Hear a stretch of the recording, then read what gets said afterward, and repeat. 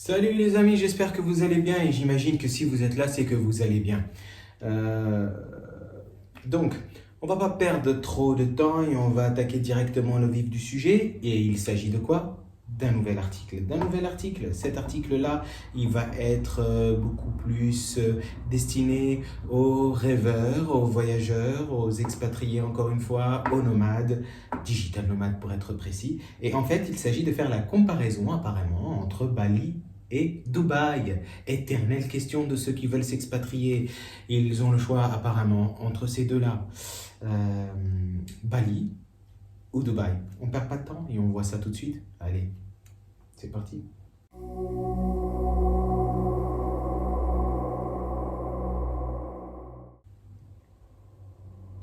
Donc, comme d'habitude, l'article, je l'ai chopé, je l'ai mis dans notre média, dans notre propre média. Maintenant, il est en anglais. Vous devez le traduire de l'anglais au français. Vous allez dans le descriptif de la vidéo, vous cliquez sur le lien pour avoir l'article complet, et puis je vous laisse faire le reste, d'accord? Si vous voulez lire tout l'article. Parce que nous, on le survole. Allez, c'est parti. Soleil, luxe ou âme? Choisissez votre évasion judicieusement. Bali ou Dubaï? Quelle évasion réalise vraiment le rêve? Est-ce l'âme sereine d'une île indonésienne ou l'ambition chatoyante d'une métropole désertique? Alors que les voyageurs sont infiniment divisés, une chose est certaine, les deux destinations promettent de la magie, mais sous des formes radicalement différentes.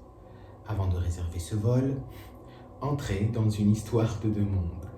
Il ne s'agit pas seulement de plages ou de bâtiments, mais de ce que vous devenez à votre arrivée. La réponse n'est pas dans les brochures de voyage. Ça existe encore les brochures de voyage? C'est ici, caché entre les couchers, le soleil et les gratte-ciel. D'accord. Donc, c'est vrai que les deux ont un énorme succès, hein. Dubaï et Bali, pour tous les gens qui ont envie d'être tendance et qui veulent se la péter en mode digital nomade, expatrié, pro et tout. En général, c'est les deux destinations phares, en tout cas les plus connues. Alors, d'un côté, Bali murmure. L'île respire l'encens et respire la paix. Les vignes de la jungle embrassent les temples anciens et les matins se réveillent au son de la musique de gamelans lointaines. La vie avance lentement ici, délibérément. Vous vous retrouverez pieds nus à Ubud en sirotant du thé au gingembre à côté d'une terrasse de riz ou en méditant à l'aube dans une retraite de yoga à flanc de falaise. Il y a quelque chose à propos de Bali qui invite à la transformation, pas le genre bruyant, mais le genre que vous ressentez lorsque vous êtes seul sous un panier et que vous expirez enfin. Et je pense qu'il voulait dire que vous respirez enfin. Moi, j'ai pas besoin d'être à Bali pour respirer, hein. Pour moi, c'est très mental, ok? Mais peut-être que ça aide effectivement d'être dans le paysage adéquat.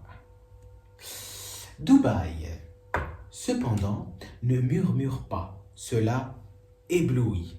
Un oasis futuriste sculpté dans l'ambition du désert, où le plus haut bâtiment de la Terre reflète les couchers de soleil en or, et chaque coin est en compétition pour impressionner. Ici, vous passerez devant les salles d'exposition Lamborghini.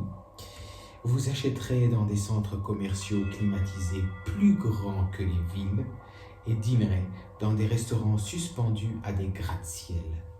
Dubaï n'essaie pas de vous aider à vous trouver.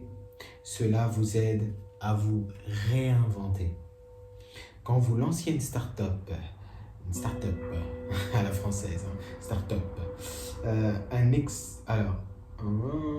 à partir d'un espace de coworking dans la marina ou que vous sirotiez un expresso dans une piscine à débordement sur le toit, cette ville ressemble à un projecteur brillant, audacieux et sans vergogne supplémentaire.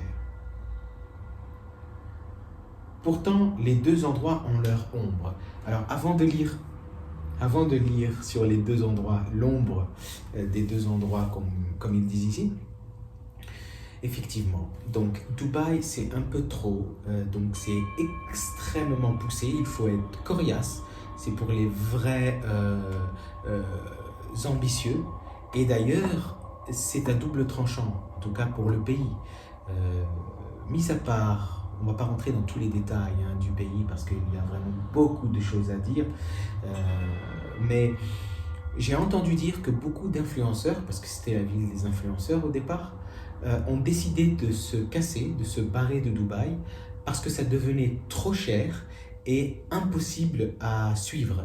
Donc c'était trop, la concurrence était tellement puissante, les uns avec les autres et en général, les loyers ont augmenté, les prix augmentent incroyablement.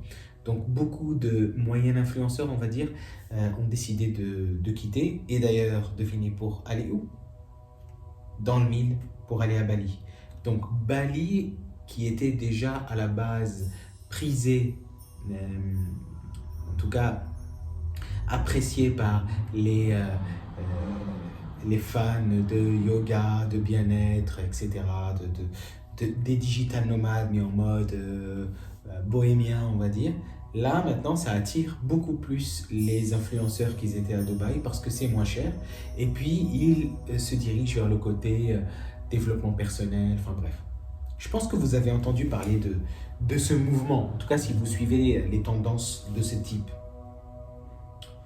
Le charme de Bali peut s'estomper sous le poids du surtourisme. Voilà, exactement, les deux sont victimes de la même chose. Ce qui était autrefois un paradis caché fait maintenant face à des rues bouchées et à la hausse des prix également.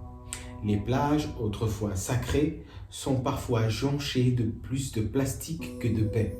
Ouh, ça devient moche. Ça devient moche cette histoire. Et tandis que la culture balinaise reste forte, l'afflux d'influenceurs a transformé certains coins de l'île en de simples décors pour les fantasmes de médias sociaux. Ok, donc ouais, on voit que comme partout, plus il y a un afflux de monde et plus ça vire au cauchemar. Et on le voit, on l'a vu par exemple dans des fêtes ou dans des trucs où vraiment ça attire tout le monde vient, ça devient horrible. Voilà, ça devient le foutoir, le bordel total. Dubaï, d'autre part, porte sa perfection comme une armure, mais ce n'est pas toujours ce qu'il semble être. Ce qu'elle semble être, ou ce qu'il semble être. Je sais pas. Au-delà du luxe se trouve un ensemble de règles rigides. Le comportement public est surveillé. L'alcool est disponible mais sous restriction. La ligne d'horizon scintillante cache parfois le coût humain. Les travailleurs migrants vivant en contraste, frappant avec l'extravagance qu'ils construisent.